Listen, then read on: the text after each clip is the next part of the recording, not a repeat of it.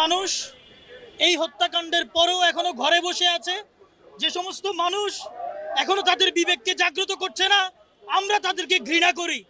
আমরা তাদেরকে ঘৃণা করি যারা এখনো ঘরের করে বসে আছে এই নারকীয় হত্যাকাণ্ড নিয়ে। বাংলাদেশের সরকারকে এই হত্যাকাণ্ডের দায় নিয়ে অতি শীঘ্রই পদত্যাগ করতে হবে, সমস্ত মন্ত্রিসভাকে পদত্যাগ করতে হবে, বিচার বিভাগকে এই নারকীয় জেনোসাইডের বিচার করতে হবে।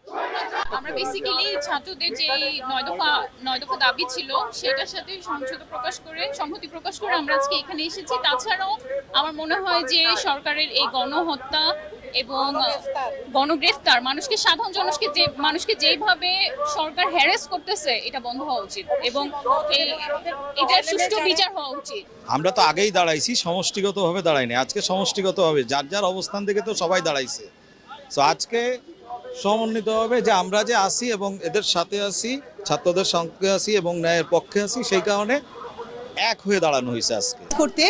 রাইট অ্যান্ড রং, আমার কাছে মনে হচ্ছে this is what is going on in the country, this is absolutely wrong.